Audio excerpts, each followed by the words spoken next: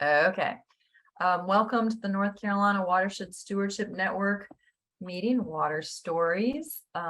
We're excited to have this online gathering. Just a real quick overview. The North Carolina Watershed Stewardship Network was formed in 2014 by a group of watershed professionals who got together over coffee and said, how can we support people working locally across the state on protecting, restoring, improving their water resources? So we got together and created this network. We did some research and found out what are some of the needs of people working professionally. We did focus groups with people who volunteer to find out like what are people who volunteer interested in. And so we had a steering committee that got us off to a great start for a few years and offered a number of different in-person resources, as well as some educational resources. We started off being coordinated with WRRI, my organization, and UNC Institute of the Environment, and now we are coordinated by WRRI and North Carolina Division of Environmental Quality. So we have a good partnership there, and have been doing online offerings since the pandemic, which makes sense, but it also allows people from across the state to join us easily. So we're pretty happy about that. I dropped the link to the agenda in the chat. I will do it one more time for people who have joined since then. What we're here for is to hear a couple watershed stories of people working in their watersheds who have some successes and interesting things to share with us. And we're really excited to have Renee Fortner from Riverlink with us to talk about the Central Asheville Watershed Plan. And we have Noah Parsons from the city of Wilson here to talk about green stormwater infrastructure success in Wilson. So we're pretty excited about that. So we'll go through and we'll do those two stories and with a little time for Q&A. And then we'll open it up for a little bit of brief discussion about what we've just heard. And then the later part of the meeting will be small group breakouts to have some discussions about your own stories. And maybe if you're looking for any support or you just want to chat and expand your network, that's what the breakout groups are for. And then we'll be done at 11:30. All right, so we're going to go ahead and turn it over to Renee to talk about the Central Asheville Watershed Plan. So Renee, can you share your screen? Yes. Thank you, Christy. Thank you.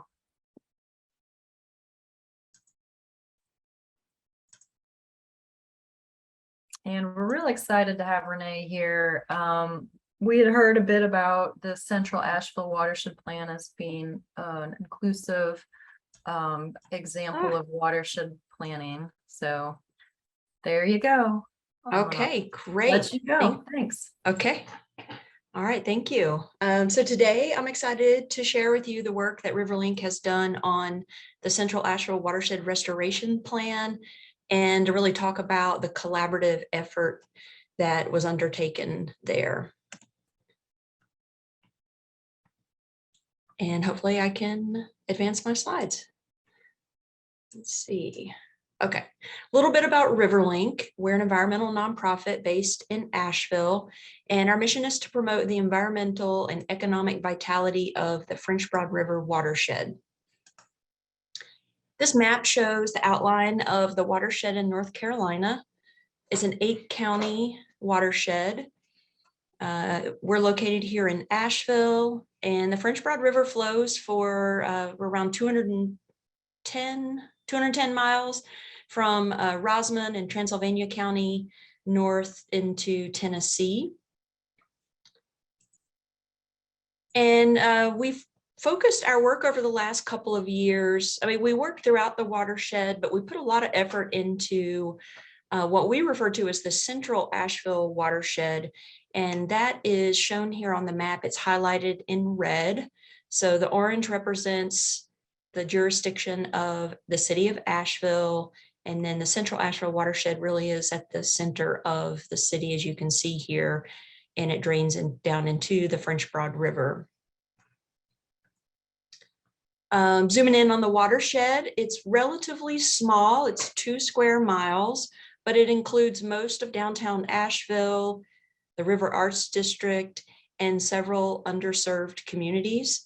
And I'll also just point out that NCDEQ has a great tool on their website for locating underserved communities in your watershed or neighborhood.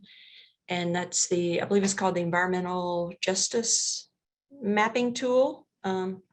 Maybe someone from DEQ can correct me if I'm wrong on that.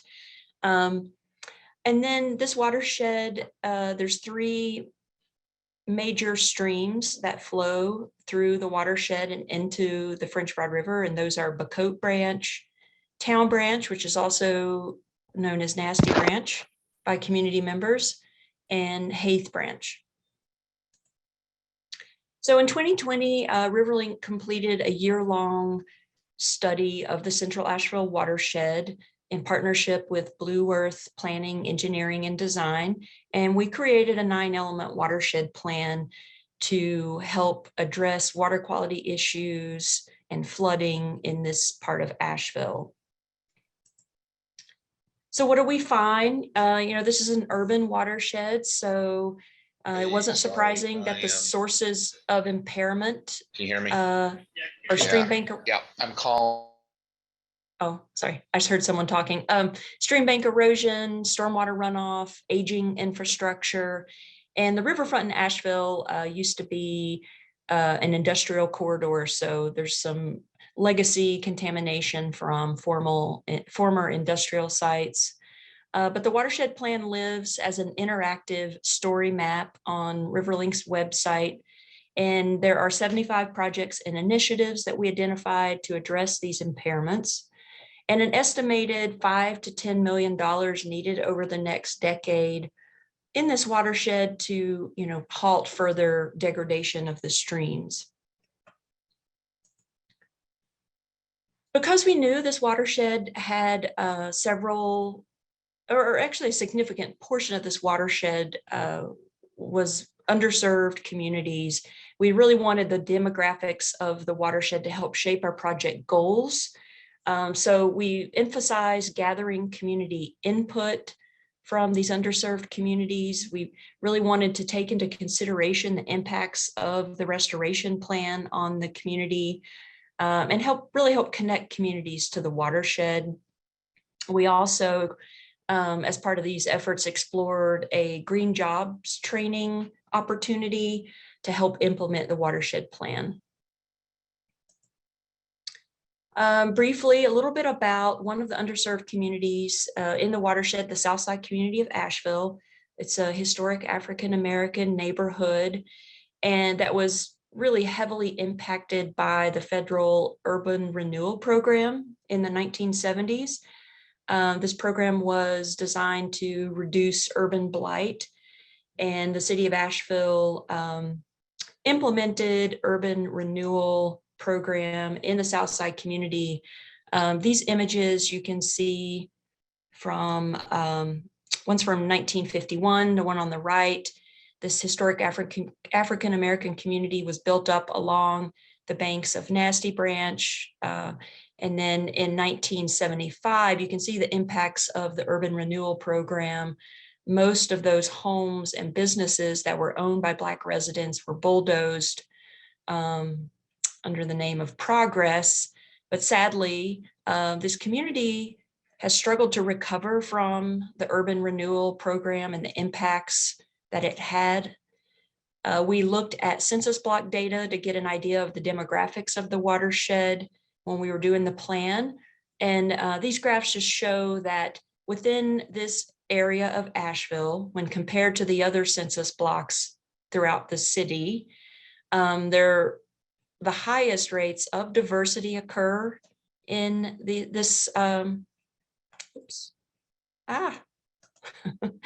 occur within this watershed, but also the highest rates of poverty and unemployment. So the blue blocks represent those census blocks being present in this watershed.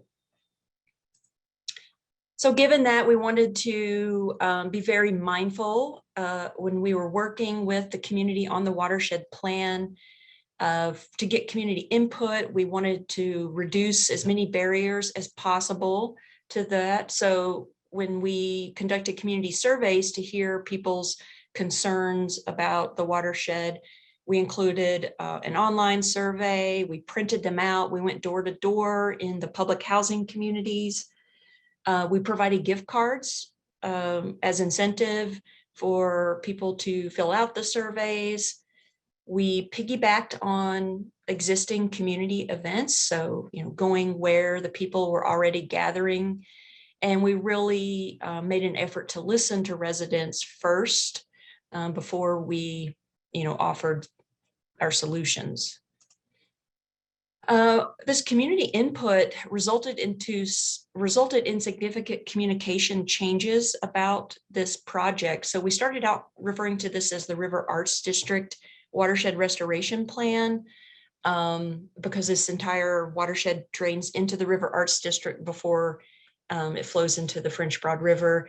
But feedback that we were getting from residents in the marginalized communities was that they felt separate from the River Arts District. It didn't represent them. And so we didn't want to isolate residents within the watershed. And so we decided to change the name to be more inclusive. And that's what led us to refer to this area as the Central Asheville Watershed. We also heard from residents that they refer to Town Branch as Nasty Branch. And the city of Asheville had changed the name to Town Branch during the urban renewal process without any input from the community. And so we decided to incorporate the name Nasty Branch on our watershed maps and in conversation with the community members. We built a coalition to help us implement the plan. Riverlink volunteers contributed over 300 hours of service in the watershed, doing invasive plant removal along Nasty Branch, litter cleanups, and we met regularly with a core stakeholder group of community leaders, primarily from the Southside community. And to connect the community to the watershed, we held a Name That Creek campaign for one of the 3 streams that didn't have a name prior to this effort. And we collected names from community members, and then the community voted on their favorite name. And Haith Branch was the winner. And the name Haith Branch honors an African-American resident who lived along the stream and was an influential educator, Mr. Lacey T. Haith. So then just briefly, I'll highlight one of the projects that was identified in the Watershed Restoration Plan that we are working to implement in partnership with the Southside community, and that's the Southside Community Stormwater Project. The goals of this project are to improve water quality and habitat in Nasty Branch. We also want to address community needs when possible and build community partnerships to help bring this project to life. Some of the feedback we received from residents in terms of working with the community on this project was, communicate often with residents and don't overpromise what you can deliver to the community in terms of the project. So with that in mind, we've been working with Wildlands Engineering to create a design for a public housing community called Erskine Apartments. And there's some stormwater runoff issues here that have been impacting a residential parking lot. There's some aging infrastructure. And so we've come up with a plan to replace this aging infrastructure with green stormwater infrastructure. We're going to expand and restore a wetland. The expansion and the restoration of the wetland will eliminate the flooding that's been occurring on the residential parking lot. We're working to help address some community needs that were identified during the outreach process. We've gotten funding from the Dogwood Health Trust Fund to build walking paths throughout the apartment complex. We're going to build a shade structure for families, safe biking paths for the kids. The community really would like to have a memorial to lost loved ones and lots of edible plants. This is the concept design for the site, showing that there'll be some bioretention cells installed that will capture and filter runoff from rooftops and parking lots. We're going to replace a concrete swell with a regenerative stormwater conveyance. And then we're going to expand and restore this wetland. And there's a piped stream that we are going to daylight. And then you can also see the network of paths that will be constructed. We expect to begin construction on this project very soon, fall 2022. And we've gotten funding from North Carolina Department of Environmental Quality, the Division of Water Resources Development Fund, and many other funding partners. And with that, I will stop screen sharing. And if there's time for questions, I'm happy to answer any questions you have.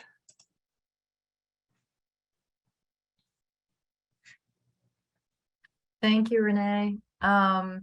Appreciate that. Let's see. There's a question in the chat from Denise. She asks, this is an age-old story of Black communities. State discriminatory policies cause them to be impoverished. Another term of urban renewal is Negro removal. What is the current condition of the watershed in the Southside community? Well, sadly, Nasty Branch flows through the Southside community, past the community center. It's in the backyard of people's homes. And it was listed as impaired on this year's 2022 303D list. It's impaired for fecal coliform bacteria, as well as the macroinvertebrate community. So it doesn't support a healthy macroinvertebrate community. And there's a lot of, as I mentioned, just aging infrastructure, failing stormwater outfalls, probably some failing sewer lines that need to be addressed that have been overlooked for a long time. And the runoff issues that we're helping with in the public housing community are just kind of the start of what will hopefully be, a watershed-wide effort to update infrastructure and address runoff issues and hopefully improve the health of Nasty Branch. Great, thank you. We have a couple minutes for questions if there are any others that people have for Renee.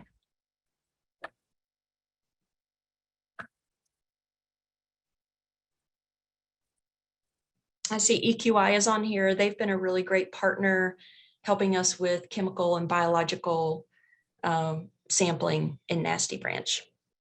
They've been working in the stream for a long time. I'll ask a question regarding your community engagement. Have you been able to find like community leaders to work with on the project? So not necessarily somebody from an elected position, but people who have the respect and people know them, I guess is what I'm thinking of when I think of a community leader, somebody who's respected by the community and can represent them. Of course, there's no one person can represent everybody, but I'm just wondering, how's that gone for you and what experience have you had? Yeah, we've met some community leaders that became part of our core group of stakeholders that we met with during the watershed planning process, but then primarily during the design process for the Southside Stormwater Project. So it was an iterative process where we went from, the concept design that came out of the watershed planning process to a 30% design, presented it to the community, got feedback, made changes, then, 60% design to 90% design, meeting with community leaders and making adjustments based on feedback kind of throughout that whole process. But yeah, we met people at events, I mentioned we were piggybacking on community events. So at the local community center, we showed up at their harvest festival and some of our service events that we did in the community. We partnered with the local workforce development group called Green Opportunities. And we're also, I forgot to mention or include the slide that talks about we're working with Green Opportunities to provide green jobs training as part of the Southside Community Project. So their trainees will be getting hands-on experience working with the construction contractor, helping to implement the project. But yeah, it was critical to have community leaders engaged and on board, and because that's really, how we got the word out and how we were able to get surveys returned, and then that critical feedback that we needed to make sure we were designing a project that was going to, benefit the community and take their concerns into consideration. Great, thank you. And it's good to hear about the Green Opportunities Partnership. I know in our work in Raleigh, we think about something similar and trying to conduct that workforce training and green infrastructure. And I think one of our challenges has been finding the employment after a training opportunity. So would love to hear more about that some other time, like partnerships with construction firms, how you make that happen. But I think that's something a lot of people are interested in. Yeah. So, well, it is about 10:30. Thank you so much, Renee. If you, the rest of you, if you have a question for Renee that pops up, you can add it in the chat or bring it up when we have our discussion after. I think I see something in the chat here. DWR was pleased to provide funding for the watershed. Great. I'm glad to hear that it's been going well, and DWR was able to support that. Okay, thank you. We're going to move on to our second guest speaker now. We have Noah Parsons with the City of Wilmington. And we've been hearing about some great green stormwater infrastructure planning and development that's been going on in the city of Wilson. So Noah, are you able to share your screen and take it away? I believe so. Let me go ahead and try and share screen real quick.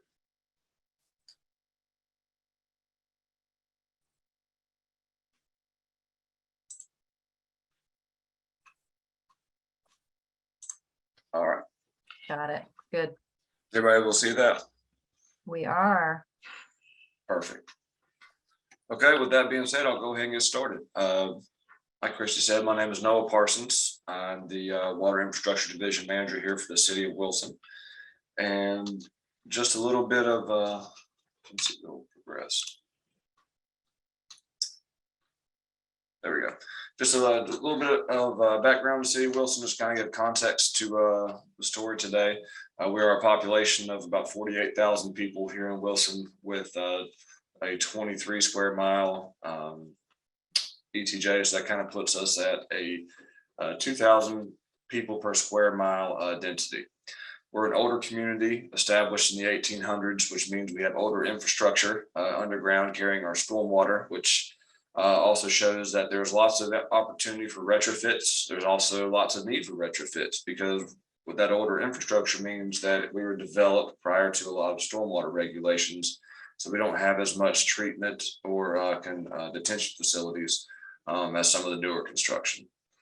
So throughout today, I'm going to highlight on some of those retrofits that we talked about, some of that green infrastructure, and there will be some different sizes of those projects, larger to small.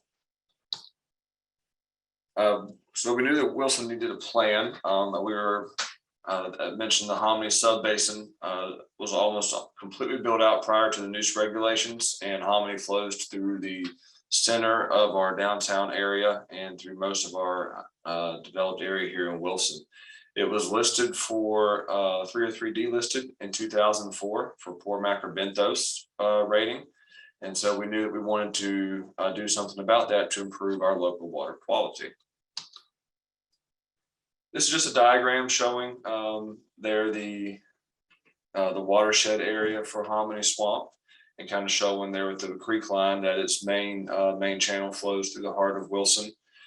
I was talking a little bit about the development that took place on Wilson prior to regulations. So with some of those poor practices that were in place at the time while people were developing, was using as much impervious area as possible. There was no consideration given to peak flow runoff.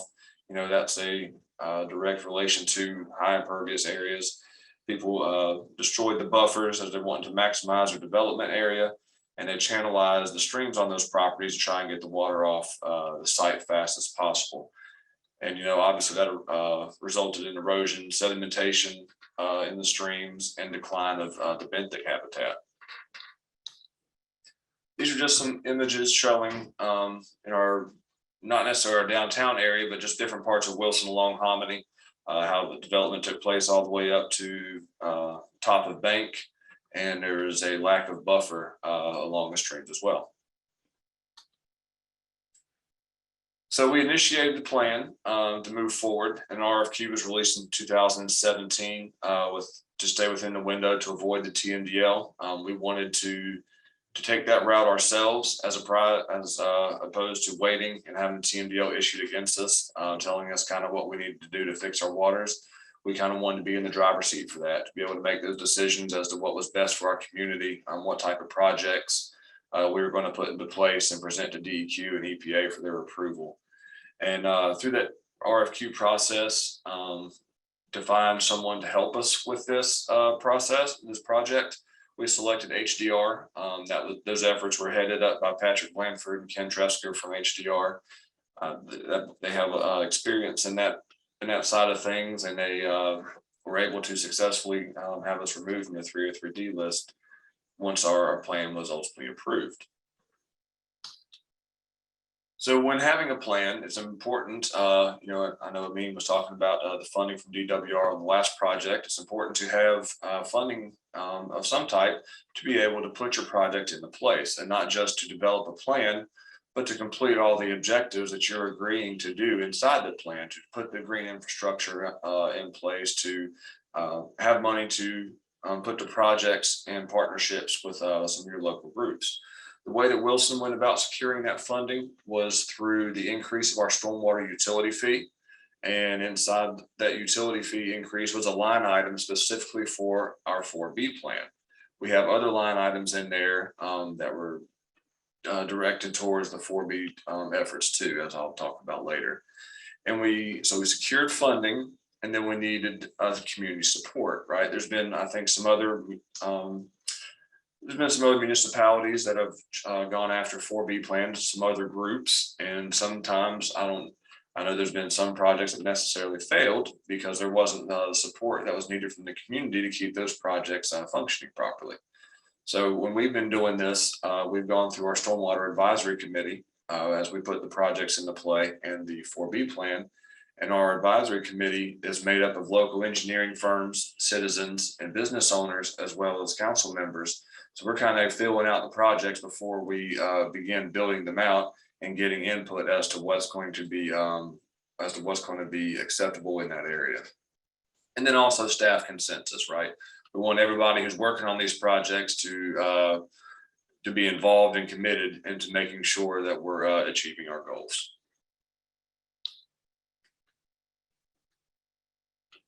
Okay, so once we started looking at our plan, we knew we were a member of the new NSW regulations. We have water supply and watershed rules that govern development here in Wilson.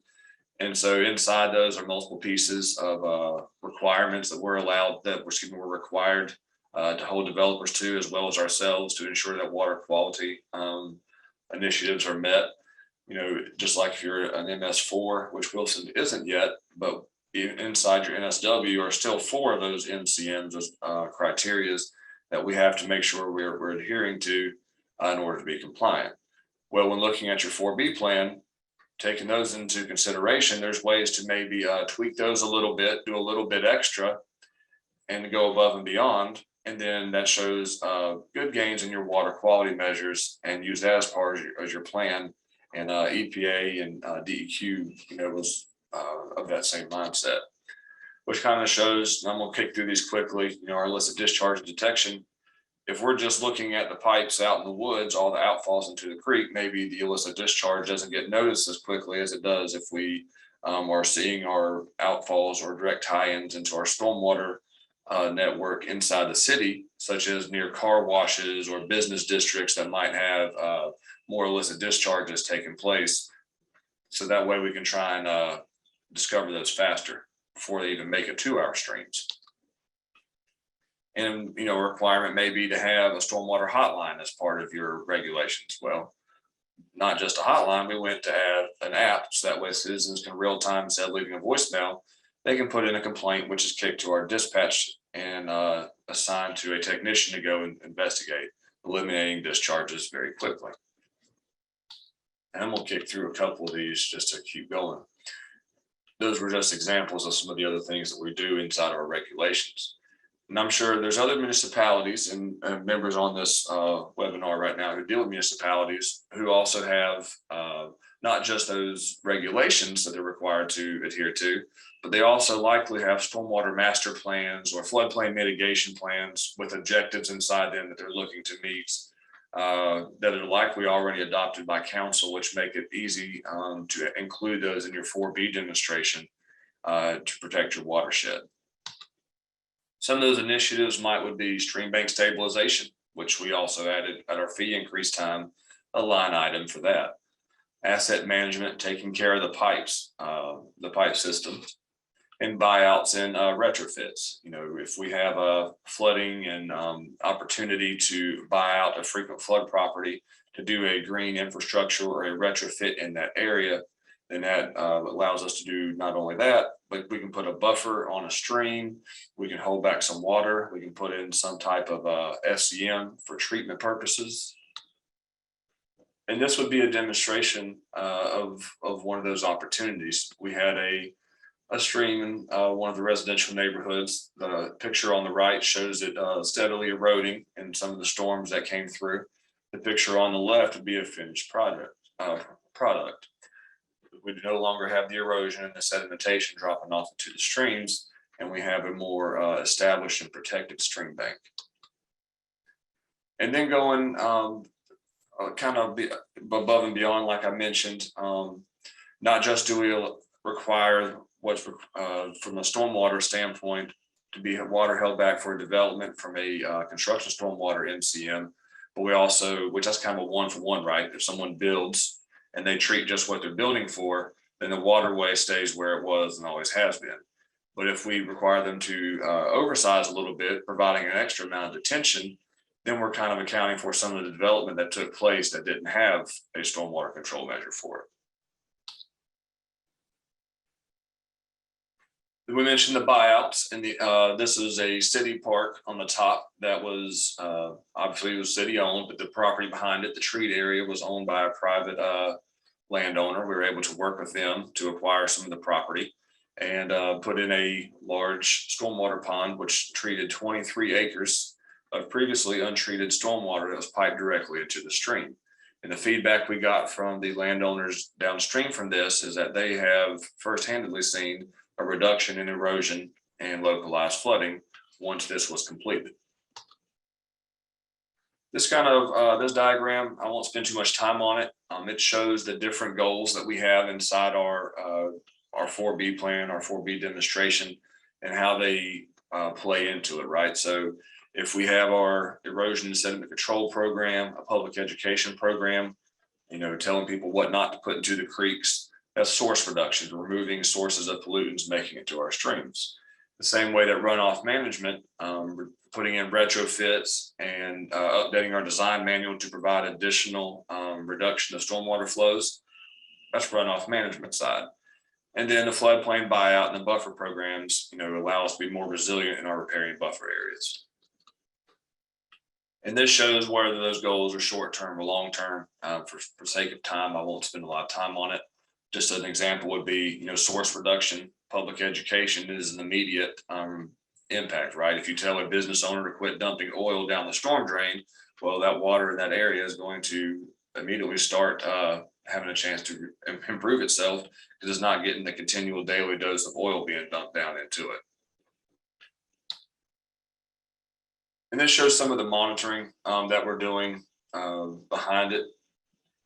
We monitor not only the nutrients in the water, but what our flood reductions are, what our peak flow reductions are, ensuring that the green SCMs that we put in are actually having a positive effect on the watershed. So we want to show the community, we see the money that you all and us together see the money that's being spent, and we see the positive results that we're getting from it and what we're providing to the community. And while we're talking monitoring, we talk about, and this has been some of the work that Cam McNutt and I have discussed as well, how they're shifting away and not really looking at the water quality sampling based on lab results, right? Because that takes a lot of money and a lot of time to go out every storm to pull these samples, to kick them in. And maybe those samples aren't even really showing the true benefit to the water that these projects are doing. So if we were to immediately do a stream restoration or a green infrastructure project, the results are going to take a little while for the benthos habitat to start to show up. But we know that if we did a project like this, the one on top is this is a trash trap project we did. We're skimming off pollutants, trash, and other floatables that are making it to the water. It's easy to look at it and say, well, before is way worse than the after. So we provided a benefit from our project. And there are different apps and tools that that DEQ has been working on, and Cam's been doing awesome at providing those and getting us updates and stuff for us to use. And these are kind of used from a reporting standpoint. We can go into the app and we can put in the type of project it is. Is it a restoration project? Is this green infrastructure going to be a protection project? Or is it going to be an educational event? Are we going to have to do land acquisition? Are we going to have to require an easement to protect this project? Or is it already something that a project that we own, a piece of property? And then if we got into another app, we can go into a little more detail. This app is specifically being good for impaired communities, which Wilson is. We can provide some of the assessments that were done to the streams and the different measures that were taken.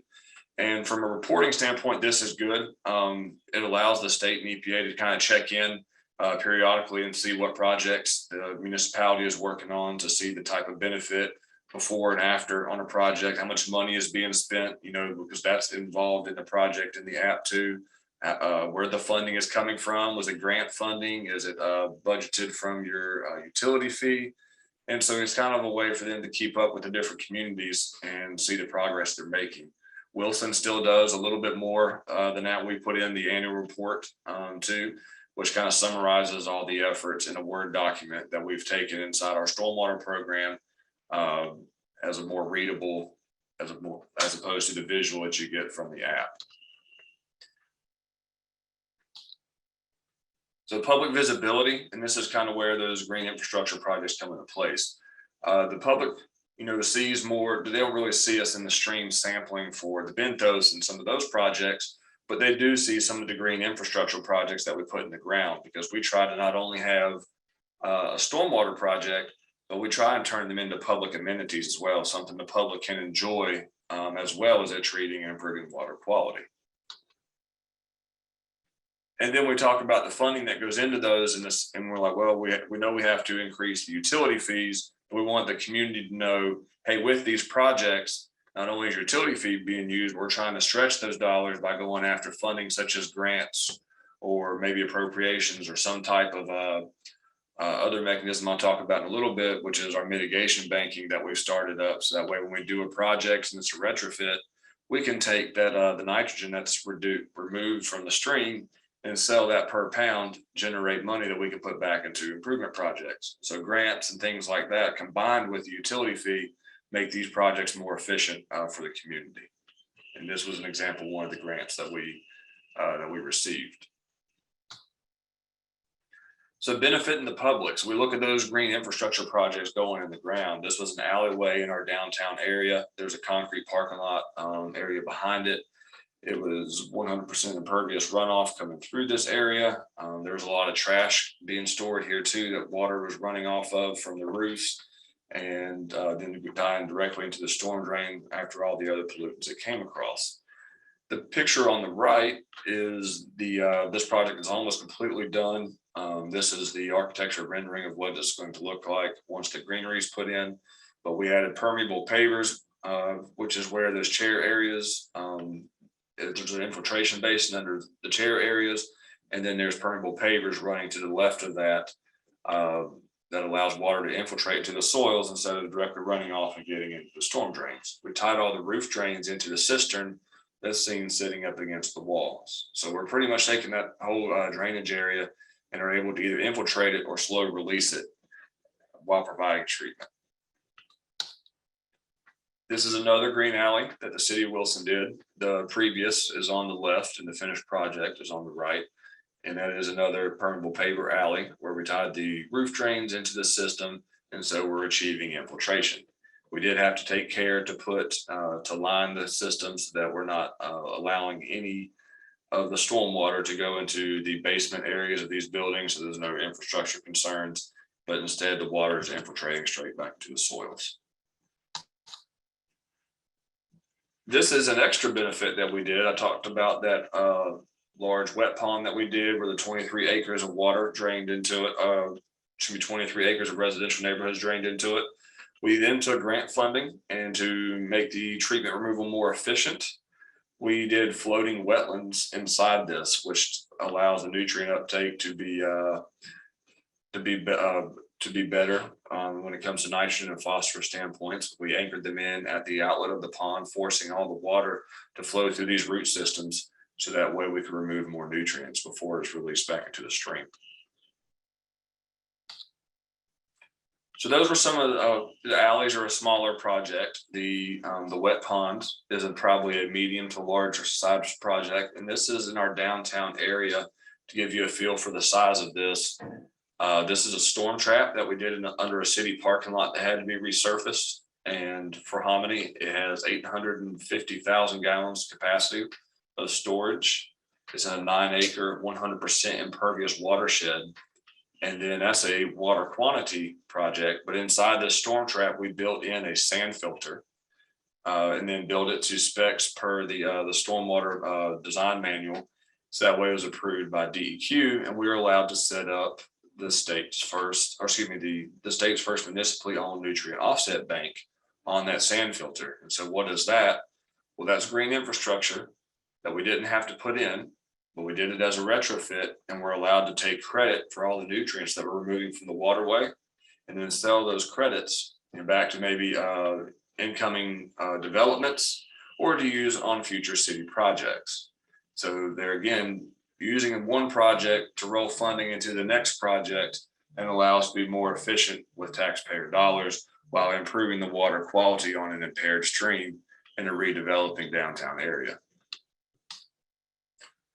And so just kind of closing thoughts, there again, we wanted to take our own path, right? We wanted to establish our own path to success. That way we could be in the driver's seat, making our own decisions, working with the EPA and DEQ to make sure that we were meeting the goals and objectives that were required of us in a 4B demonstration. But we were also putting in projects in the ground, such as that green infrastructure, and working with the local, some of the local groups and partnerships that set us up for success and allowed us to be efficient using the resources that we already had on hand. So we're very proud, to be in the position that we're in. We worked pretty hard at it, and Cam and DEQ and others have been very awesome to work with. And, Neen has been awesome as well. I've been lucky enough to secure some funding, and that has also helped us be more successful. So with that being said, that kind of wraps up my presentation for today. And if anybody has any questions, I'll be glad to take those.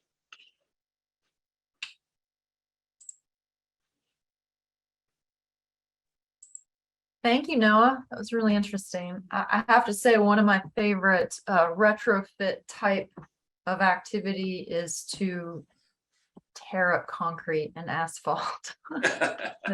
That makes me happy. I might be a bit of a geek, but we have some questions from the chat, so I'll go ahead and read those off to you.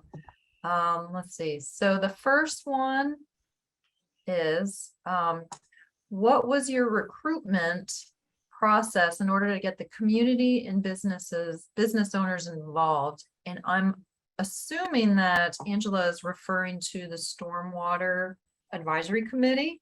And if that's not the case, Angela, please correct me, but that's what my understanding is.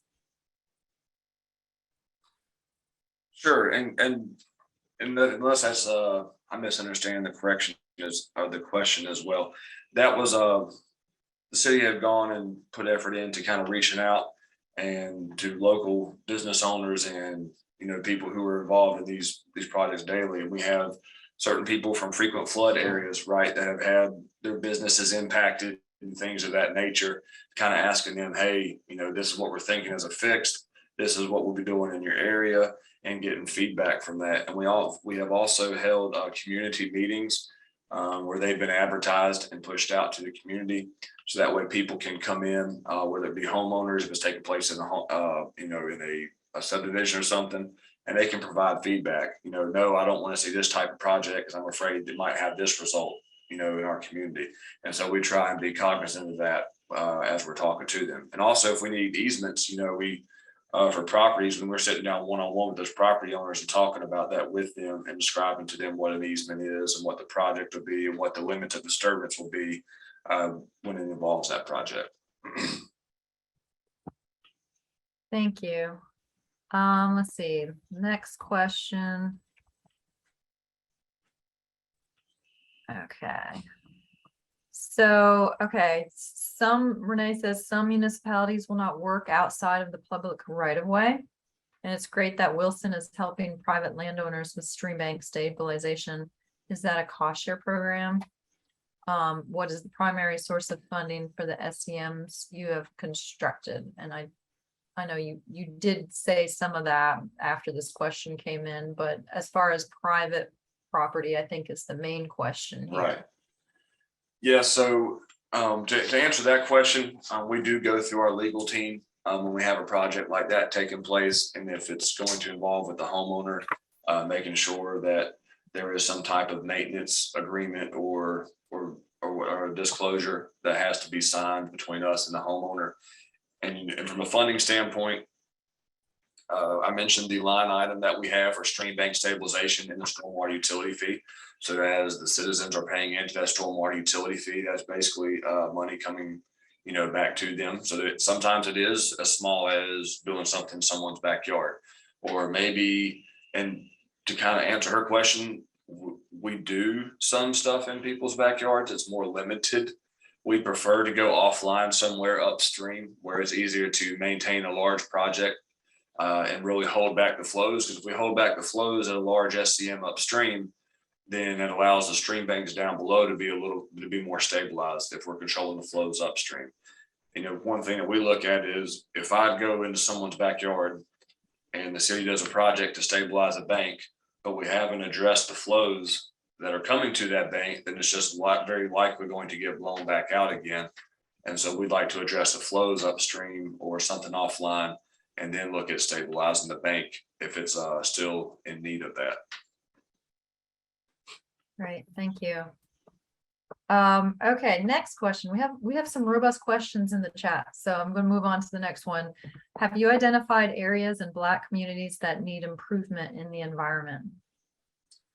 So there are multiple areas in those communities that are established in our master plan, because much of Hominy flows through those areas that are mentioned through, say, more disadvantaged communities that are present here in Wilson. And in fact, the entire master plan that's highlighting those have projects ranked, and we are currently in the processes of putting those projects in the ground and securing funding for those. And then to kind of take that a little bit further, not only are we looking to reduce flows in those areas and to put projects in to help them be more resilient, but those are the ones that we really want to go above and beyond and say, hey, instead of just reducing flows and having this water quality feature, let's turn it into a park, an amenity, an attraction, something that the community can get behind and enjoy and have a destination, as well as reducing stormwater flows in that area. So yes, that's absolutely something that we are working towards. Okay, I think that was the last question that I saw in the chat. Are there any others that I missed or that participant might have? For Noah?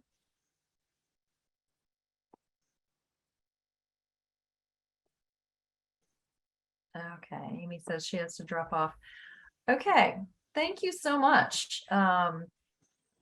It was very helpful. I'm inspired by both of our talks. And that's why we invited you here today.